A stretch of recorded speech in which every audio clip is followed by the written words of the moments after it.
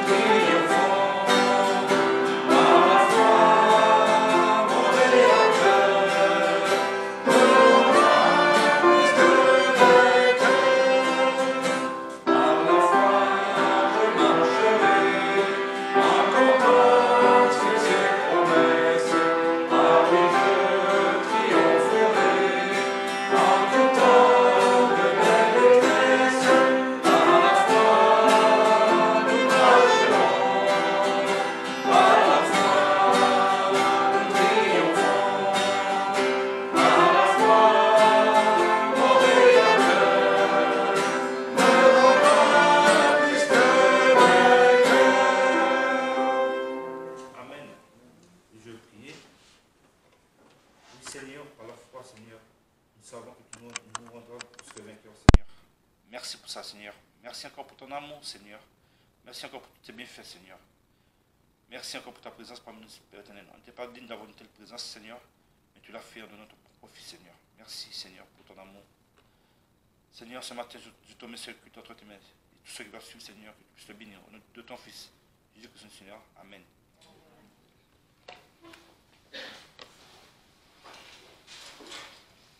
On va chanter le 317. Oh,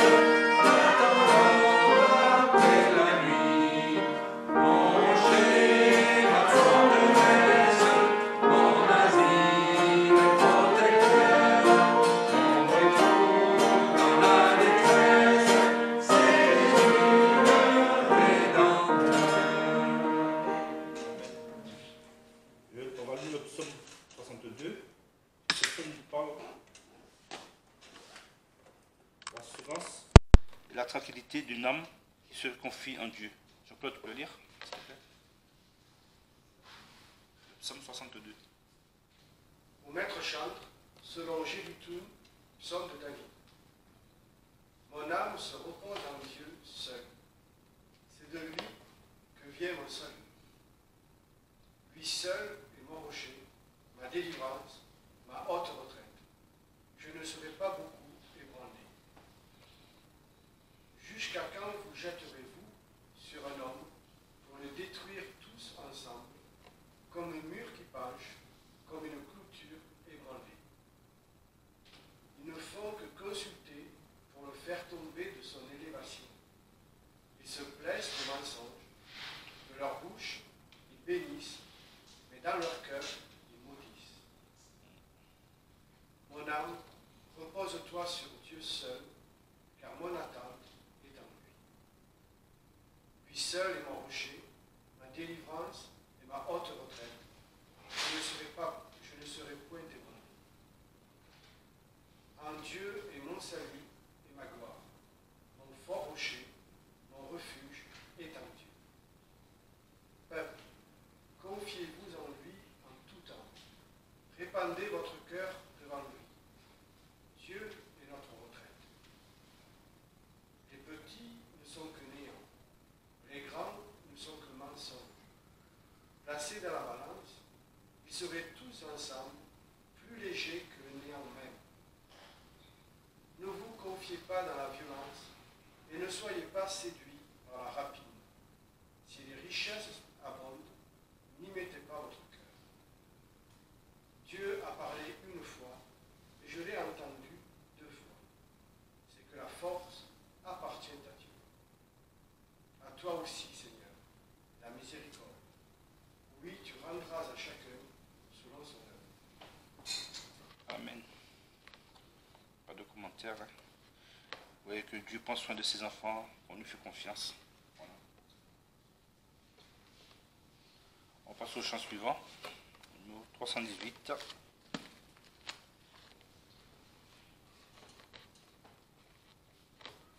Thank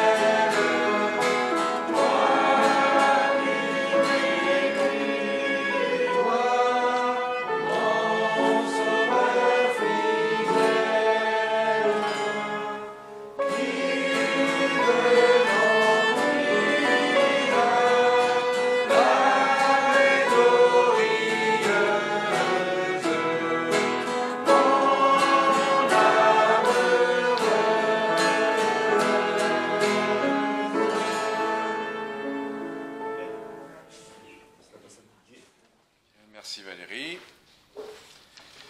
Donc il y a quelques semaines, je vous avais dit que j'avais envie de faire des commencements de livres, et je vous avais parlé du livre de Néhémie. Donc des fois je faisais des annonces et puis on ne le fait jamais. Ben, on va le faire. Donc Néhémie chapitre 1, à partir du verset 1, je vais prier puis ensuite on lira le texte. Seigneur, nous te remercions de ta parole et de tes promesses qui font que ce n'est pas sur nous que repose la gloire, le salut, la vie éternelle. C'est sur ton œuvre que tu as totalement et parfaitement accomplie à la croix pour nous assurer non seulement du pardon de nos péchés, mais aussi de la résurrection, de l'éternité à tes côtés, avec toi dans la gloire. Seigneur, ensuite, ici-bas, puisque pour un temps encore nous sommes là, montre-nous ce que nous avons à croire, à faire, qui t'honore, qui fait que ton nom n'est pas blasphémé parmi nous, et qui t'est agréable surtout, qui te plaît. Seigneur, c'est par amour que nous voulons te servir, pas par crainte seulement. Merci de ta parole qui nous encourage, et que s'il y a quelque chose à changer, à réformer, à bouleverser dans nos vies, parle à nos cœurs, parce que tu sais le faire en Jésus-Christ. Amen. Donc, livre de Néhémie, chapitre 1, verset 1. Donc, on va d'abord le lire, tout le premier chapitre et quelques versets ensuite. Parole de Néhémie, fils de Hakalia. Il arriva au mois de Kisleu, la 20e année du règne d'Artaxerxès, comme j'étais à Suse, la capitale, que Hanani, l'un de mes frères, et quelques gens arrivèrent de Juda. Et je m'enquis d'eux, touchant les Juifs réchappés qui étaient de reste de la captivité et touchant Jérusalem. Et ils me dirent, ceux qui sont restés de la captivité sont là, dans la province, dans une grande misère et dans l'opprobre. La muraille de Jérusalem est en ruine et ses portes ont été consumées par le feu. Lorsque j'eus entendu ces paroles, je m'assis, je pleurai et je fus dans le deuil plusieurs jours. Je jeûnai et fis ma prière devant le Dieu des cieux et je dis, je te prie, Éternel, Dieu des cieux, Dieu grand et redoutable, qui garde l'alliance et la miséricorde à ceux qui t'aiment et qui observent tes commandements. Je te prie que ton oreille soit attentive et que tes yeux soient ouverts pour entendre la prière que ton serviteur te présente en ce temps-ci, jour et nuit, pour les enfants d'Israël, tes serviteurs, en faisant confession des péchés des enfants d'Israël, que nous avons commis contre toi, car moi-même et la maison de mon père, nous avons péché. Certainement, nous nous sommes rendus coupables devant toi, et nous n'avons pas gardé les commandements, les lois et les ordonnances que tu prescrivis à Moïse ton serviteur. Souviens-toi, je te prie de la parole que tu chargeas Moïse ton serviteur de dire, vous commettrez des crimes, et je vous disperserai parmi les peuples. Puis, vous retournerez à moi, vous garderez mes commandements et vous les observerez. Alors, quand vous auriez été chassés jusqu'à l'extrémité des cieux, je vous rassemblerai de là, et je vous ramènerai au lieu que j'ai choisi pour y faire habiter mon nom. Or, ceux-ci sont tes serviteurs et ton peuple, que tu as racheté par ta grande puissance et par ta main forte. Je te prie, Seigneur, que ton oreille soit attentive à la prière de ton serviteur et à la prière de tes serviteurs qui prennent plaisir à craindre ton nom. Fais, je te prie, prospérer aujourd'hui ton serviteur, et fais qu'il trouve grâce devant cet homme. Or, j'étais échanson du roi. Et on va un peu continuer pour introduire la suite. Et il arriva, au mois de Nissan, la 20e année du roi Artaxerxès, comme le vin était devant lui, je pris le vin et je le présentai au roi. Or, devant lui, je n'étais jamais triste. Mais le roi me dit, pourquoi as-tu mauvais visage, puisque tu n'es point malade? Cela ne vient que de quelque tristesse de cœur. Alors, je craignis fort. Et je répondis au roi, que le roi vive à jamais. Comment n'aurais-je pas mauvais visage quand la ville, lieu de tombeau de mes pères, demeure désolée, et que ses portes ont été consumées par le feu? Et le roi me dit, que me demandes-tu? Alors, je priai le Dieu des cieux, puis je dis au roi, si le roi le trouve bon, et si ton serviteur t'est agréable, envoie-moi en Juda, vers la ville des tombeaux de mes pères pour la rebâtir. Voilà, je m'arrête là. C'est l'introduction du livre de Néhémie. Vous le savez, Néhémie va effectivement aller à Jérusalem et, on va dire, déclencher et organiser et persévérer pour la reconstruction des murailles de Jérusalem. Le culte, les offrandes, la communion avaient déjà été rétablis à Jérusalem. Lui, il n'en parle pas, mais c'est le livre d'Esdras, le livre d'avant. Esdras va être envoyé par Dieu pour la reconstruction du temple, et la reconstruction du temple est déjà achevée. Donc, les offrandes, le culte, la sacrificature, la communion de Dieu avec son peuple a été rétablie à Jérusalem. Et pourtant, le tableau que dressent ces serviteurs et Hanani qui reviennent est plutôt un tableau pessimiste, désolé de la situation à Jérusalem. Il manque quelque chose. Et on le sait, ce sont les murailles de Jérusalem qui, ayant été détruites, n'ont, elles, toujours pas été reconstruites.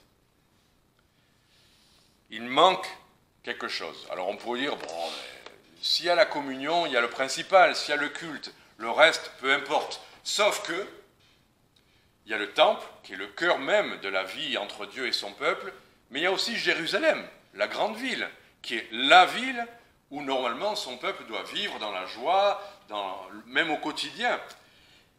Et là on le voit, parce que les murailles sont toujours détruites, la ville est dans la misère, dans la désolation. Il n'y a pas de sécurité. Qu'est-ce qu'on fait dans une grande ville comme ça, s'il n'y a pas de murailles? Tout va et vient, n'importe qui peut rentrer, les ennemis peuvent s'infiltrer, il n'y a aucune sécurité. Donc voilà pourquoi la situation, bien que le temple ait été reconstruit, bien que la communion soit là, voilà pourquoi la situation est désolée. Alors on pourrait dire, mais vous êtes pessimiste, on pourrait voir le verre à moitié plein plutôt que de le voir à presque vide.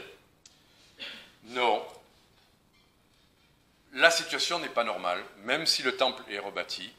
La situation est dramatique encore.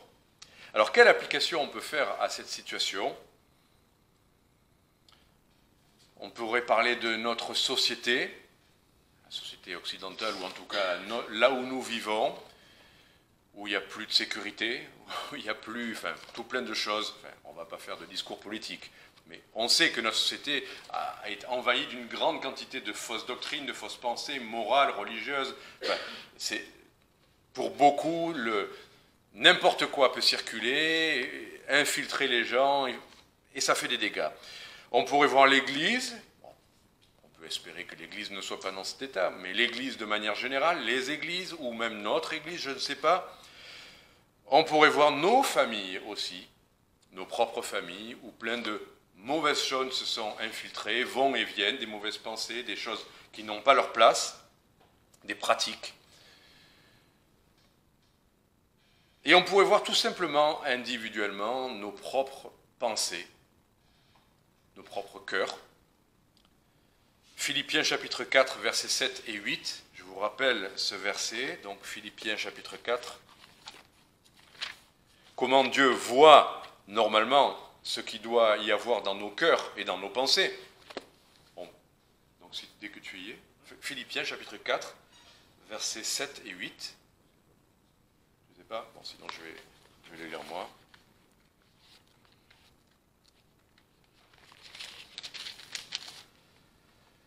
Donc il est dit, et la paix de Dieu, Jérusalem, c'est la ville de paix. Donc, et la paix de Dieu qui surpasse toute intelligence gardera vos cœurs et vos pensées en Jésus-Christ. Au reste, frères, que toutes les choses qui sont véritables, toutes celles qui sont honnêtes, toutes celles qui sont justes, toutes celles qui sont pures, toutes celles qui sont de bonne réputation, et où il y a quelques vertus qui sont dignes de louange, que toutes ces choses occupent vos pensées.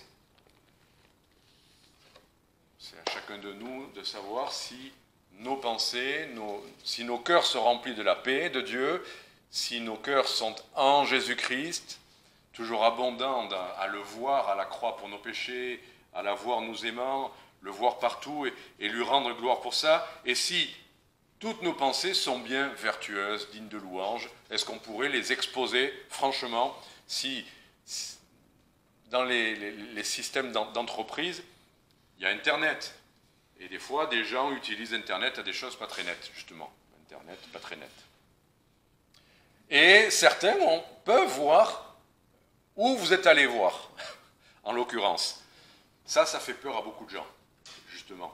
C'est une sauvegarde, on va dire, dans l'entreprise de savoir que quelqu'un a accès à tout ce qu'on a pu, auquel on a eu accès, justement. Si, dans l'église, en rentrant dans l'église, on parlait de ce qui se passe en Chine, mais admettons que nos cerveaux soient scannés à l'entrée, et qu'après, pendant le culte, cœur par cœur, cerveau par cerveau, on voit s'aligner chacun d'entre nous ce qui est passé pendant la semaine. Là, je pense qu'il y aurait plus grand monde dans les églises. Tout le monde resterait enfermé à la maison. Mais ceci dit, c'est un réflexe. Rappelez-vous, quand Adam avait péché, quel a été son réflexe? De se cacher derrière les arbres, de se cacher. Je pense que s'il y avait une technologie spirituelle qui, d'un coup, déballait tout ce qu'il y a eu dans nos pensées dans la semaine, on se cacherait tous. Ceci étant dit, le livre de Néhémie n'est pas là pour nous condamner, nous inquiéter, nous culpabiliser. Il est là pour prendre conscience d'une vraie situation et, gloire à Dieu, la changer. C'est ça qu'il y a d'impressionnant avec ces livres, Esdras, Néhémie, ou les grands réveils sous certains rois avec des prophètes. C'est qu'il y a des situations qui sont parfois installées depuis des générations, on se dit, on ne peut rien y faire. Et puis Dieu envoie une parole, envoie un serviteur, envoie un message, et tout est changé. C'est ça qui est extraordinaire avec Dieu. Humainement, quand quelque chose est installé, quand on pourrait dire un mauvais pli à un pantalon, quand quelque chose est là depuis tellement longtemps, on dit on ne pourra plus changer. On peut pas faire machine arrière. Si vous vouliez aujourd'hui changer la nation française, changer le monde occidental, on se dit mais il y a trop de lois qui sont passées, il y a trop d'habitudes qui ont été prises, il y a trop de choses. On ne peut pas changer ça. Les sociétés, ce n'est pas nous qui savons si on peut ou pas les changer. C'est arrivé qu'il y ait des hommes de réveil qui aient changé, ce n'était pas leur projet c'était d'annoncer l'évangile. Mais que l'annonce de l'évangile et le réveil du peuple de Dieu a ensuite généré un changement de société. C'est arrivé plein de fois. C'est arrivé en Écosse, c'est arrivé en Irlande, c'est arrivé aux États-Unis, des temps de réveil où des sociétés ont été bouleversées parce que il y a eu un réveil à cause d'un message ou à cause d'une prise de conscience ou d'un mouvement de repentance et d'humiliation. Ça ne nous appartient pas. Dieu sait ce qui va se passer. On ne peut pas dire parce que nous allons changer, la France va changer, Marseille va changer. Ça, on ne peut pas le dire. Mais on sait en tout cas qu'il y a des choses dans nos vies qui peuvent changer parce qu'il existe encore un jour, aujourd'hui, il existe encore un moment, maintenant, qui est le jour du salut. Avec Dieu, il y a toujours un jour qui est aujourd'hui, non? Aujourd'hui nous appartient. Ce qu'il y a eu hier, on peut en prendre conscience, on peut voir la désolation, on peut se culpabiliser, on peut être déprimé ou je ne sais quoi, mais avec Dieu, tout est possible. Donc d'aborder ce texte dans cet état d'esprit, de ne pas dire, bon, c'est comme ça fait trop longtemps, on n'y changera plus rien. On est dans les derniers temps, les temps difficiles, donc de toute façon, puisque c'est les temps difficiles, qui peut savoir si Dieu... Mais Dieu n'a pas changé. On ne peut pas dire avec certitude qu'il y aura un grand réveil, mais on peut dire avec certitude que si on prend Dieu au mot, si on croit ce qu'il a dit, si on saisit ce qu'il nous a promis, des choses peuvent changer. Et en l'occurrence, rebâtir des murailles. On peut avoir la communion avec Dieu, on peut avoir dans le secret toute cette joie, cette communion, cette abondance, ces actions de grâce, très bien. Mais il y a aussi nos familles, il y a aussi peut-être notre couple, il y a aussi peut-être notre Église. On ne peut pas dire que ce soit le grand réveil dans notre Église actuellement. Il y a une communion, il y a une vie avec le Seigneur, il y a de l'abondance. Mais on ne peut pas dire que des centaines d'âmes se convertissent, on ne peut pas dire que toutes les semaines on ait des dizaines de réveils, on ne peut pas dire que les gens, en rentrant ici, soient saisis de crainte à la personne de Dieu.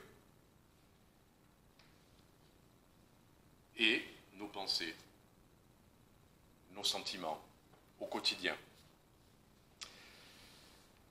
Alors, Néhémie devrait pouvoir nous encourager, si on prend Dieu au mot, pour changer les choses, pour rebâtir les murailles. On va voir trois choses toutes simples. Il est question de prendre. Je ne sais pas pourquoi c'est le mot prendre qui vient. On pourrait dire prendre le taureau par les cornes. Vous allez voir, à chaque fois il y aura un prendre. Mais c'est, d'abord il faut prendre sincèrement à cœur la situation. C'est ce que Néhémie a fait. Prendre sincèrement à cœur la situation. Après, c'est prendre Dieu au mot, prendre Dieu comme appui, prendre Dieu comme témoin. Donc ça, c'est la deuxième chose. Et puis finalement, on verra avec le deuxième chapitre, c'est tout simple, mais c'est prendre des risques. Prendre des risques de la foi. Prendre sincèrement à cœur la situation, c'est ce qu'on voit du verset 2 à 4. Quand ses frères arrivent, il est question là de la province de Jérusalem, les frères arrivent de là. Il y avait déjà eu un mouvement de retour à Jérusalem. D'accord, il y avait des gens qui avaient été laissés à Jérusalem aussi. Donc il y avait quand même toute une population à Jérusalem suffisante pour reconstruire le temple. Donc il y avait une vie, on aurait pu dire c'est bien. Mais la description que Ananie en fait, c'est autre chose. Il ne fait pas abstraction du temple, mais il n'empêche qu'il y a ça. D'accord? On pourrait dire, je vais bien les trois quarts du corps, mais mon cœur va très très mal. Nous allons mal. D'accord? Et la description au verset 3, c'est dans la province, ceux qui sont là sont dans une grande misère, dans l'opprobre. La muraille de Jérusalem est en ruine et ses portes ont été consumées par le feu.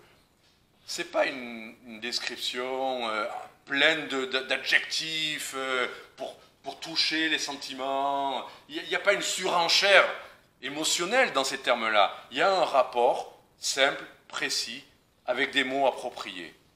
Misère, opprobre, ruine et désolation, enfin, des portes consumées par le feu.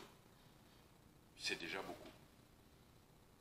Et donc, prendre sincèrement à cœur la situation, c'est que, d'abord, Ananie l'a vu, pour pouvoir en parler, c'est un témoin, mais la première attitude de Néhémie, c'est de s'enquérir de la situation. Souvent, notre première attitude, c'est de ne pas trop en entendre parler pour pas que ça nous cause de soucis. Il y a parfois des situations dans nos familles où on ne veut pas voir, où on ne veut pas entendre parler de certaines choses, parce qu'on sait que c'est peut-être pas très bon, quoi. Peut-être que ça nous apporte un peu de tranquillité dans la famille, de ne pas savoir ce qu'ils font à l'extérieur, de ne pas savoir comment ils vivent, de ne pas savoir... On fait l'autruche, en l'occurrence. Mais le mal est là. Néhémie veut savoir. Il s'inquiète de la situation. Et quand il entend, ça peut arriver, on pourrait dire c'est trop, je ne peux pas m'occuper de ça, qu'est-ce que je suis, moi, je suis à Babylone, je ne peux pas m'occuper de ça, je ne peux rien y faire. Prendre à cœur une situation, c'est choisir justement de la prendre dans notre cœur, cette situation. Ce n'est pas juste en avoir entendu parler, ça rentre par là, et puis on dit, mais on n'y peut rien, ça sort par là. On peut faire ça pour être tranquille, pour pouvoir vivre, parce que nous, c'est déjà pas facile, si en plus on s'occupait de tout le monde, on ne s'en sortirait pas.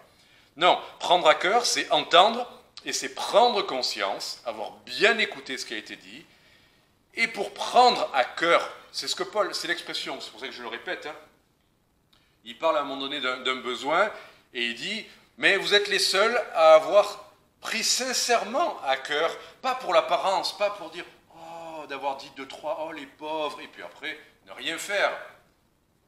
Pas de dire, je comprends bien ce qui vous arrive, je suis désolé pour vous. Non, il va prendre ça à bras le corps, d'abord en ayant bien écouté, et ensuite, il va avoir l'attitude de vouloir prendre sur son cœur ce qu'il a entendu. Ce qu'il a entendu par les oreilles est rentré dans son cerveau, et ensuite il veut que ça descende dans son cœur. Et qu'est-ce qu'il fait? La première chose qu'il fait, regardez, au verset 4, lorsqu'il a entendu ces paroles, il s'est assis.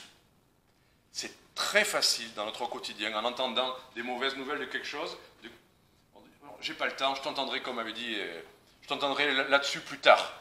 Mais j'ai trop de travail, là, je comprends, ça a l'air difficile pour toi, mais franchement, là, il faut d'abord que je termine mon travail. Et souvent, et ça m'arrive, franchement, d'entendre parler d'une situation difficile, on en entend sans arrêt, des frères à tel endroit et à tel endroit, des situations dramatiques, ou des gens en difficulté, ou persécutés, ou tout bêtement, un chrétien qui a du mal dans sa vie chrétienne, ou qui... Bon.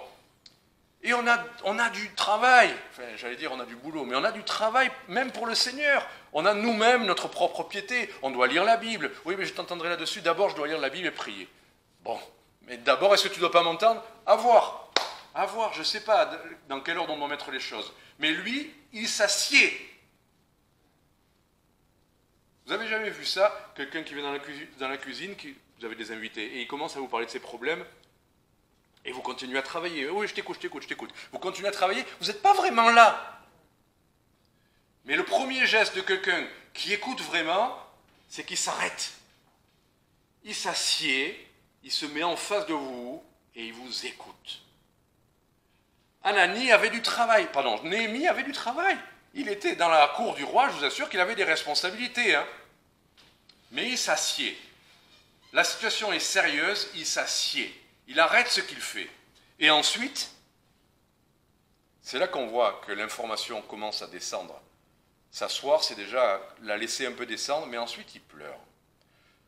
Je ne vous dis pas de pleurer. On ne peut pas provoquer ça. On ne va pas mettre une petite musique pour vous faire pleurer ou pour se faire pleurer. C'est trop facile aussi de se mettre Albinoni, de se mettre des musiques qui font pleurer et avoir le vague à la main. Mais Dieu n'a rien à faire de ça. Il n'y a pas eu de musique là. D'accord ? Il a entendu une information, il s'est assis et il a pleuré. C'est là où on voit qu'il a sur son cœur réellement la situation. Et après, ayant pleuré, il ne va pas dire « Bon, j'ai bien pleuré, ça veut dire que j'ai pris à cœur la situation, maintenant je vais pouvoir travailler. Puisque j'ai pleuré, maintenant tout va bien. » Non, il ne s'arrête pas là. Parce que de pleurer ne change pas la situation. D'avoir écouté ne change pas la situation. Qu'est-ce qu'il fait? Et c'est là où, quelque part, il ne sait pas encore ce qu'il va faire. Mais déjà, il montre que c'est sérieux. Il montre,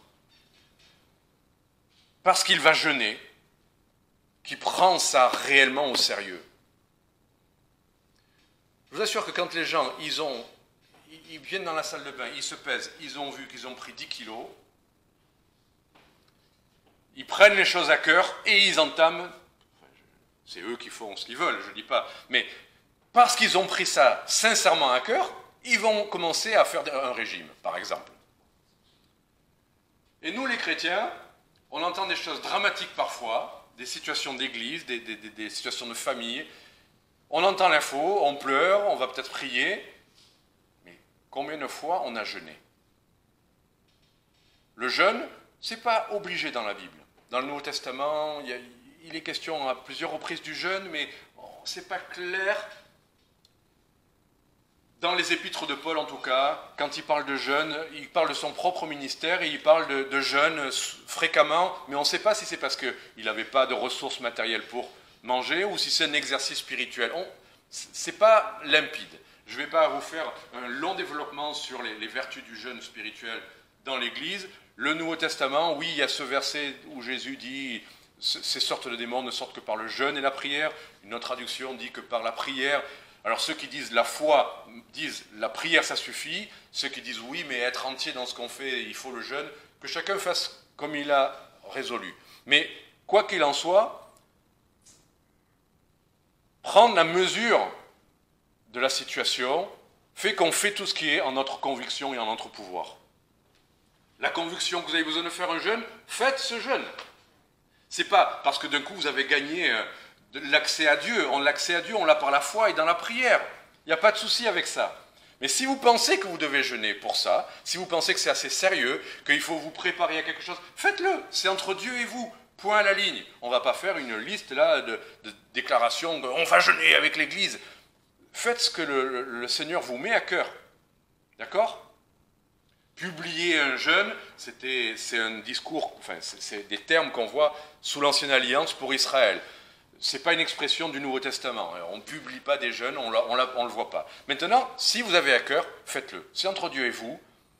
Vous savez, il y a suffisamment de versets, ce qu'il faut faire. Quoi qu'il en soit, ce qui est important dans tout ça, c'est de prendre sincèrement à cœur la situation, de s'arrêter, d'écouter, de prendre conscience, de laisser descendre ça dans son cœur et de faire quelque chose si vous pensez vraiment que c'est sérieux.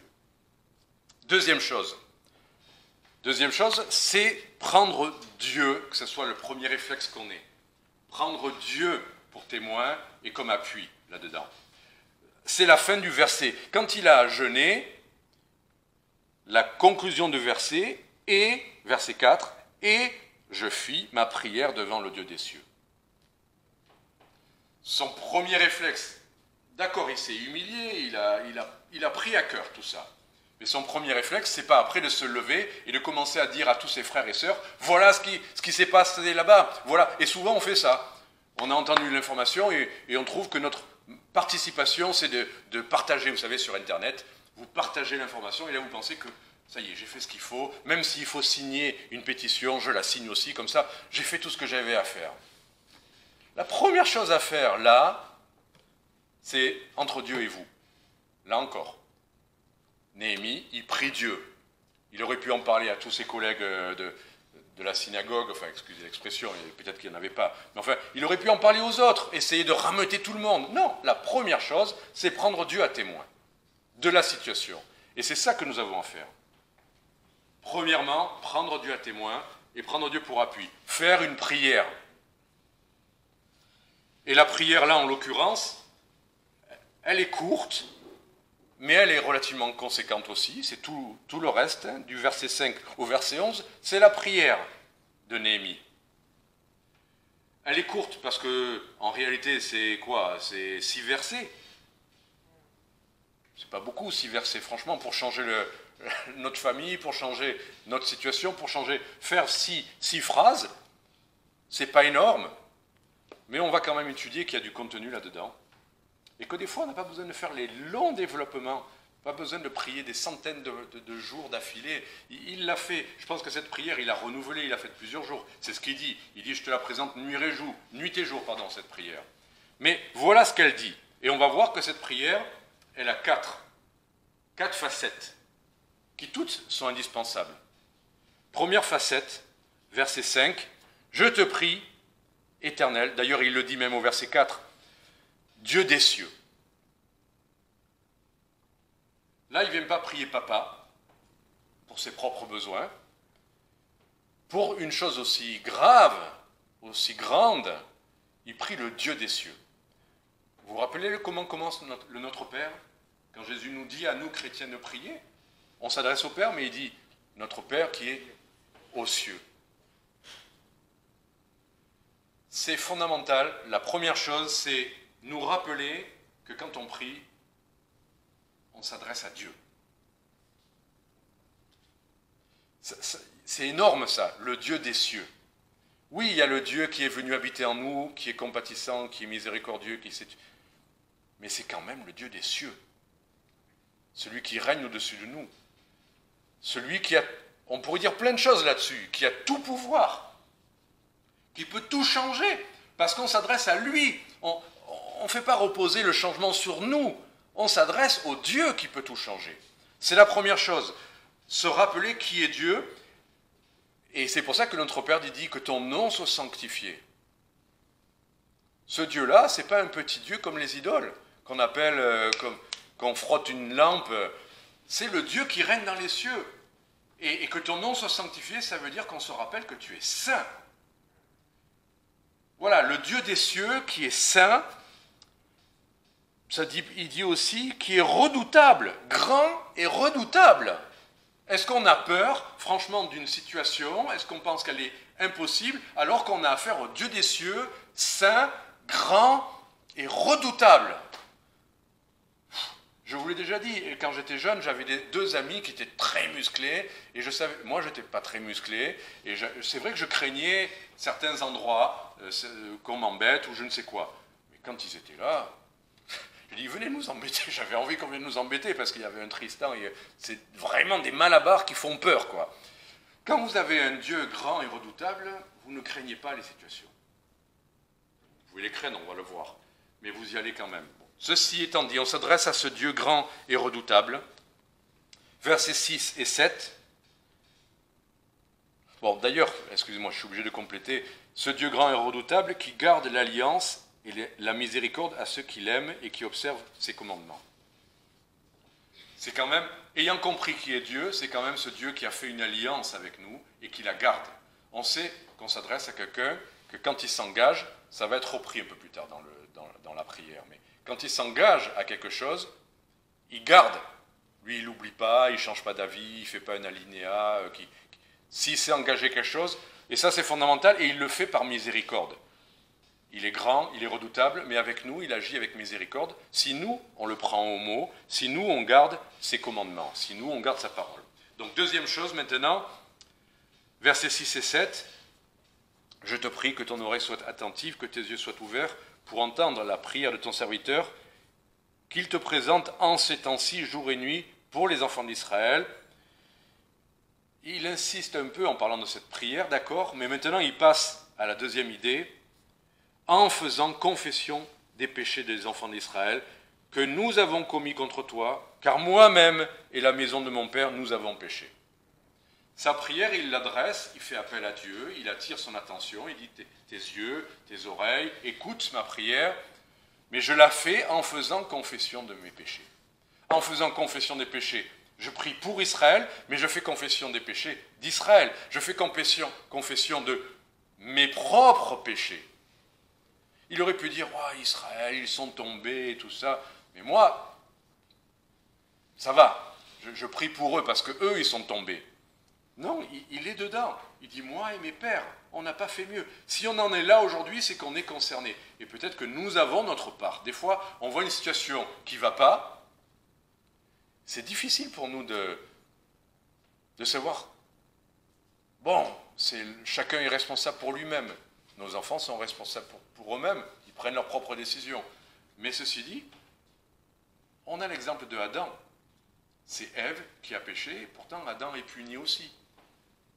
Pourquoi? Parce qu'il a eu un défaut de surveillance, on le sait, parce qu'il devait protéger, il devait garder le jardin. Et Satan a pu venir, Satan a pu tenter. Donc il était pris en défaut. Et c'est un peu ça le principe des murailles. Les murailles sont détruites, n'importe quoi pour rentrer. Et nous n'avons pas reconstruit les murailles. Donc, nous sommes responsables pour nous-mêmes d'une situation, quand on est responsable de cette situation devant Dieu, devant les hommes. Nous avons et nous pouvons dire, et je ne dis pas ça pour une culpabilisation, je dis ça parce que c'est la manière de faire pour changer les choses, de reconnaître notre part de responsabilité et notre part de culpabilité aussi. Nous et nos pères. Et il dit, moi-même, il a commencé par moi-même. Il n'a pas dit mon père, mais pas comme mon père, il était comme ça. Moi aussi, je suis comme ça. Il a dit moi-même et la maison de mon père. C'est une affaire de famille, là. Nous avons péché. Voilà. Le résultat, c'est là. Il n'est pas rentré dans les détails. On ne sait pas exactement en quoi, mais nous avons péché. Et pas une phrase non plus à la légère de dire oh, on est tous pécheurs, on est des misérables, on n'y peut rien. Non, parce qu'après, il le dit, certainement, nous nous sommes rendus coupables. Certainement, nous nous sommes rendus coupables.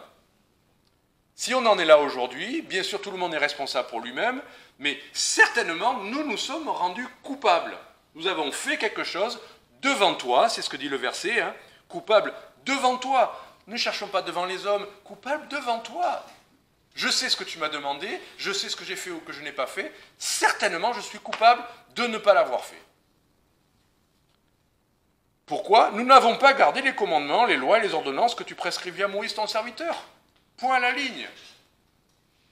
Nous n'avons pas gardé, c'est-à-dire que nous n'avons pas tout fait. On pourrait dire, oui, mais on a fait ça, on a fait ça, on a fait ça. D'accord, mais peut-être que nous n'avons pas fait ça, ou peut-être que nous avons mal fait ça, ou nous avons négligé ça. Nous n'avons pas gardé. Et on peut le dire, que celui qui dit, si, moi j'ai tout gardé. Waouh, que Dieu le garde de suffisance et d'orgueil et qu'il lui ouvre les yeux. Nous n'avons pas gardé. On peut le dire. Je ne vais pas dire sans honte, on peut le dire, certainement. Certainement.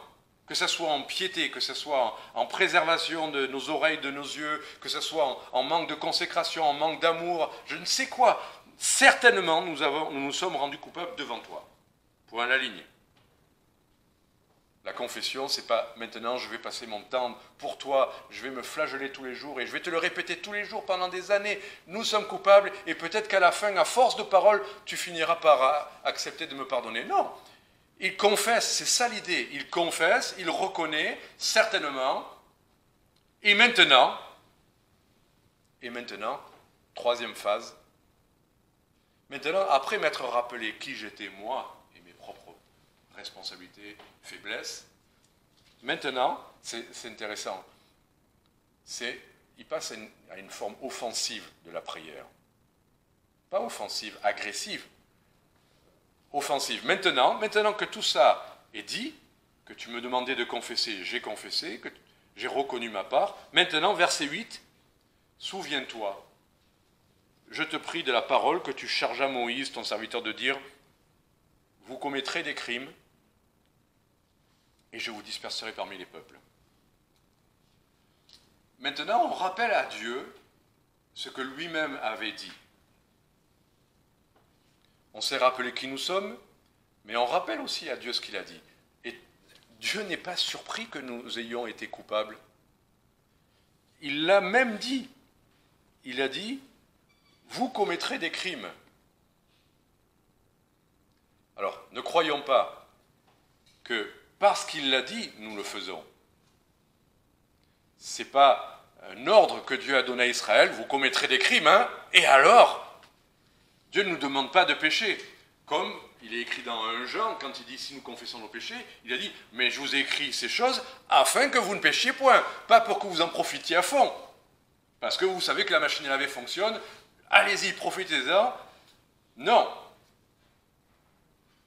Mais il sait de quoi nous sommes faits. Voilà pourquoi il a pourvu au pardon et à la confession.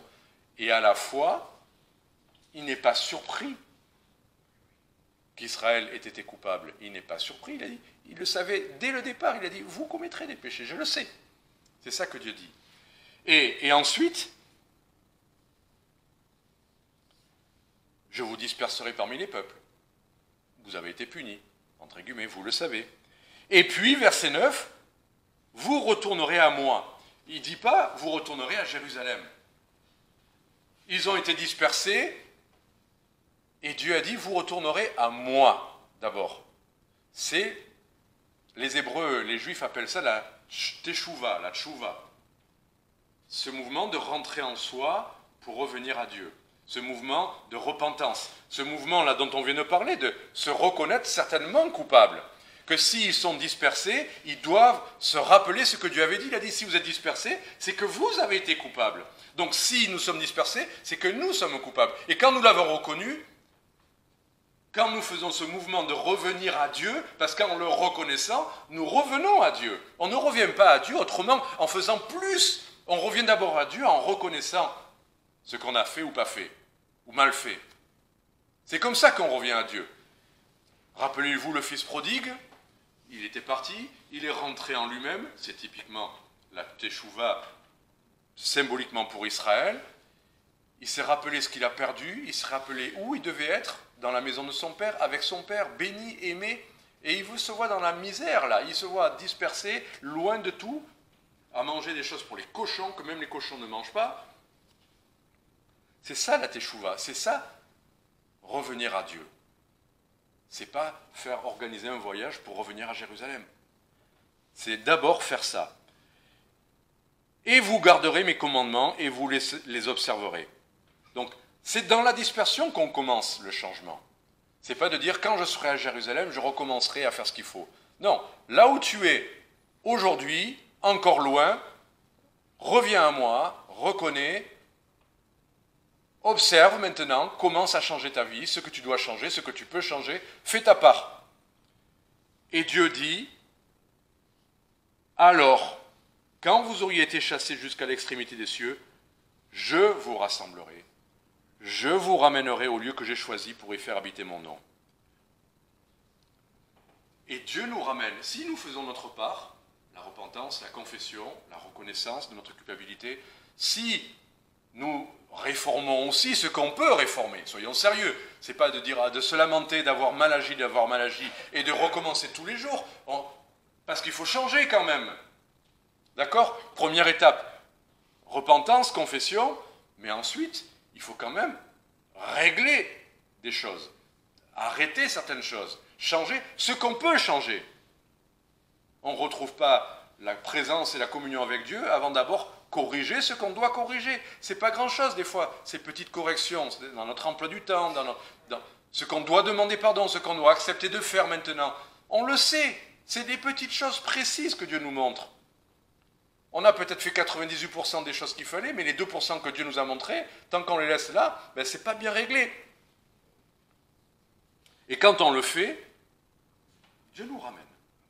Et il dit, alors je vous rassemblerai, alors je vous ramènerai. C'est compliqué hein, pour les Juifs dans le monde entier de se dire des fois, moi j'ai de temps en temps l'envie, enfin plus ou moins, je suis attiré par le retour, l'Aliyah à aller en Israël. Je sais que je n'ai pas le tampon de rabbinique, je sais que les missionnaires ou les chrétiens sont, et à plus forte raison les Juifs convertis sont dépestiférés là-bas, mais j'ai envie, et je dis, Seigneur, si c'est toi qui le veux, tu as dit, toi, je vous rassemblerai. Si je faisais partie de ce grand rassemblement dont tu as parlé, terrestre, c'est ton travail de me ramener, donc tu te débrouilleras comme tu veux. C'est impossible, très bien, c'est ce qui te convient, ça c'est ton travail, moi je fais ma petite part à moi. Mais quoi qu'il en soit, Dieu nous ramène. Si nous on fait nos petits réglages, nos confessions, Dieu nous ramène. Et verset 10, or, ceux-ci, c'est sa conclusion, or, de qui sont ceux-ci? Il parle de ceux qui sont là-bas, en l'occurrence. Il ne parle même pas de nous-mêmes, il dit, tu les as rassemblés, eux. S'ils sont là, ceux-ci, ce sont tes serviteurs et ton peuple que tu as rachetés par ta grande puissance et par ta main forte. S'ils sont là, c'est ton peuple, tu les as rachetés. D'accord ? Donc tu vas t'en occuper. Tu vas faire ce qu'il faut. On a confessé nos péchés. Maintenant, il n'y a pas de raison qu'on ne puisse pas rebâtir les murailles et vivre décemment, comme tu l'as dit, dans la ville de paix. Donc, rappeler à Dieu ce qu'il a promis. Parce que tout ça, ça repose sur lui. Je ne peux pas demander à Dieu, avec certitude, avec foi, quelque chose qui m'est venu par l'esprit. Je ne peux pas dire à Dieu, je dois aller au Canada, à Montréal. Je n'ai pas de verset pour ça, je n'ai pas de conviction pour ça. J'aimerais bien aller à Montréal, enfin, manger des bagels, si vous voulez, mais peu importe, je ne peux pas dire ça. Je ne peux saisir par la foi que des paroles que Dieu a dites, que des promesses pour lesquelles il s'est engagé. Nos enfants connaissent bien ça. Papa, tu te rappelles, tu as dit qu'on devait partir en pique-nique tel jour, et ils n'oublieront pas. Si vous l'avez dit, vous inquiétez pas, ils n'oublient pas. Et ils ont raison. Et vous avez peut-être dit, ouais, mais finalement, j'aimerais bien me reposer un peu. Papa, tu as dit qu'on devait y aller. Et papa, il va y aller. Mais oui, parce que c'est l'intégrité même, la parole donnée, la personne même de la personne qui s'est engagée, qui est en jeu là. Et Dieu, s'il a dit quelque chose, c'est lui-même. Et c'est pour ça que je vous disais tout à l'heure, c'est une prière un peu offensive. Il lui dit, souviens-toi. Oui, d'accord, moi je reconnais qui nous sommes, enfin il l'a fait sérieusement, hein. Mais maintenant, souviens-toi ce que toi tu as promis.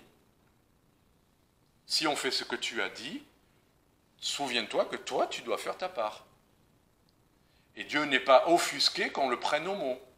C'est ce qu'il veut. Et il n'y a rien de pire, rien qui déplaît plus à Dieu que de ne pas oser prendre Dieu au mot quand il dit quelque chose. Quand il dit qu'il pourvoit à tous nos besoins, Si on ne le croit pas, si on ne vient pas lui réclamer, c'est qu'on fait Dieu menteur. Donc voilà, ceci étant dit, il reste la dernière phase, la plus courte, le verset 11, la prière précise.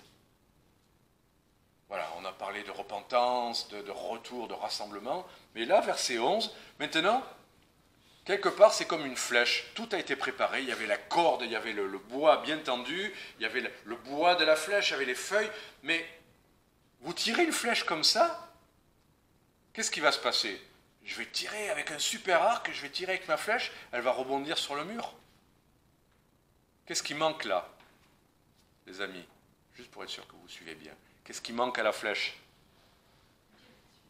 Non, la direction est donnée. Je vise, l'arc est tendu, la flèche est en bois, elle a des petites feuilles, je tire et ça ne rentre pas, ça rebondit. Qu'est-ce qui manque? La pointe. Toutes les flèches ont une pointe pénétrante. Et là, on arrive à la pointe. Verset 11, que ton oreille soit attentive à la prière de ton serviteur et la prière de tes serviteurs. Donc on est encore général. La prière, quand on prie, Seigneur, tu sais qu'on te prie, d'accord, ok. Qui prennent plaisir à craindre ton nom, d'accord. Maintenant, fais, je te prie, prospérer aujourd'hui ton serviteur. C'est quoi? C'est-à-dire, fais qu'il trouve grâce devant cet homme. C'est qui l'homme? C'est le roi. Maintenant, on est à la pointe. Il a une requête très précise. Dans tout ce temps de jeûne, de prière et tout ça, il commençait à voir se dessiner comment il allait agir. S'asseoir, pleurer, jeûner, prier, très bien. Mais il a commencé, dans tout ce temps-là, à avoir un projet, un plan. Il va aller parler au roi. Il aurait pu dire, maintenant Dieu, je t'ai prié, je m'assieds et j'attends que tout change. Non, il a commencé, dans tout ce processus spirituel, il a commencé à avoir un plan.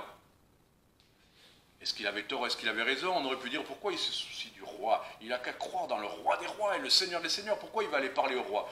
Mais parce qu'il travaillait pour lui, parce que le roi pouvait tout sur terre, et qu'il avait peut-être l'idée que le roi pourrait l'aider à revenir et à faire ça. C'était déjà arrivé avec Esdras. Esdras avait eu des lettres, il avait été appuyé par le roi d'Artaxerxès à son époque, ou Darius. Enfin, donc le projet est bon, passé comme ça. Il a un projet, et donc il prie maintenant, précisément, pour ce projet-là.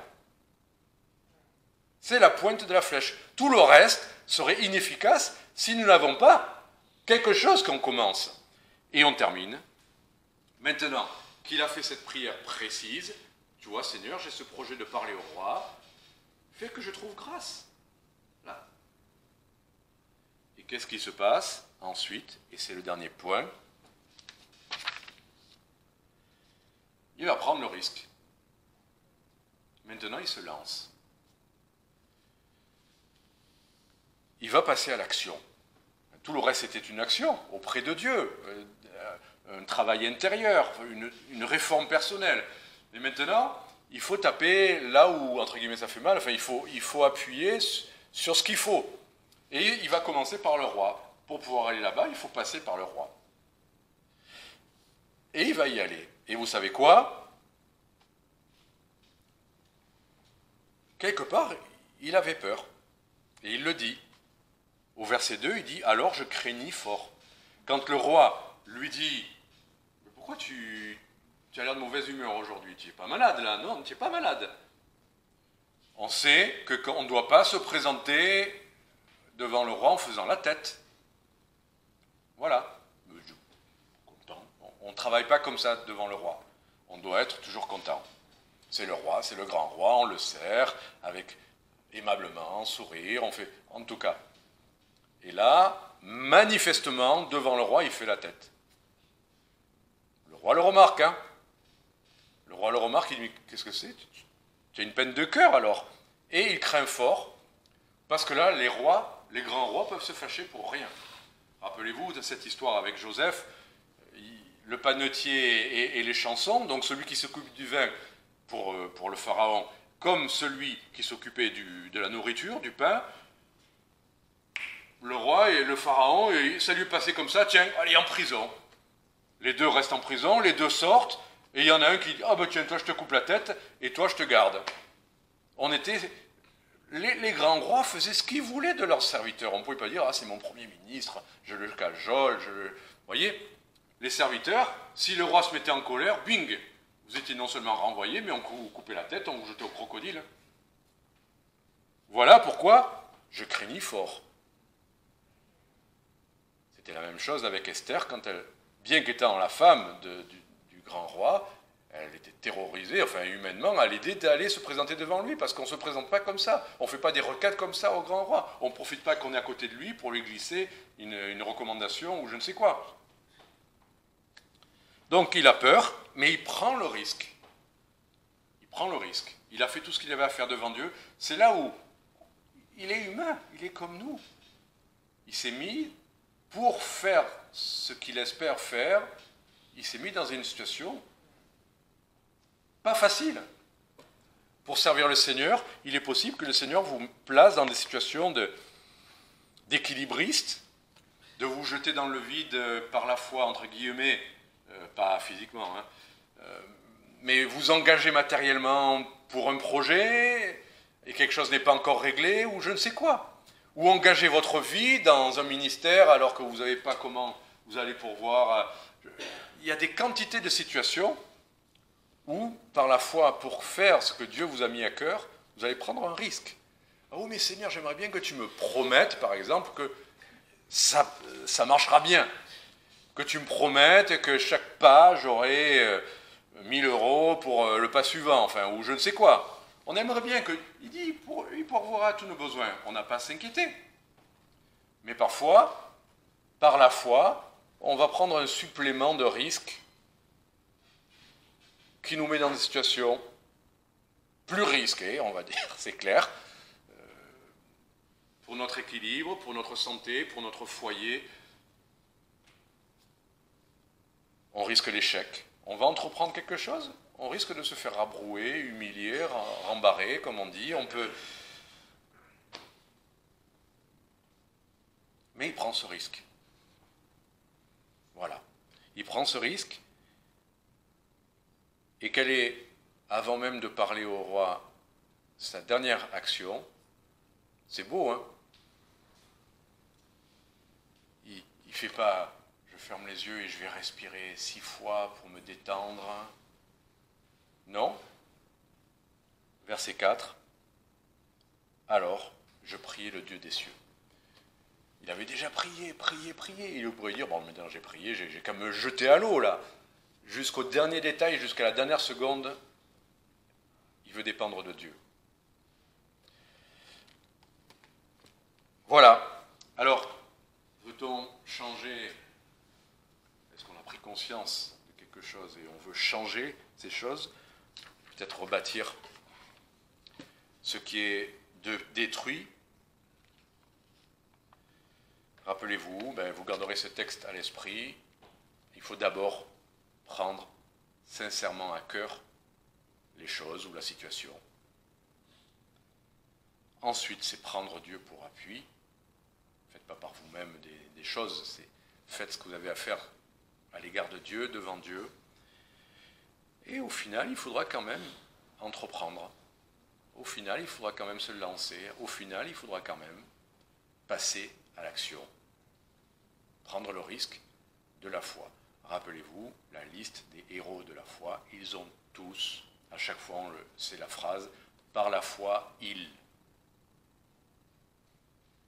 Nous aurons, pour changer les choses, quelque part, un risque à prendre par la foi. Que le Seigneur vous bénisse. Que ça descende dans nos cœurs, je ne sais pas. C'est la parole de Dieu. Que le Dieu nous fasse la grâce de changer ce qu'il veut changer. Amen.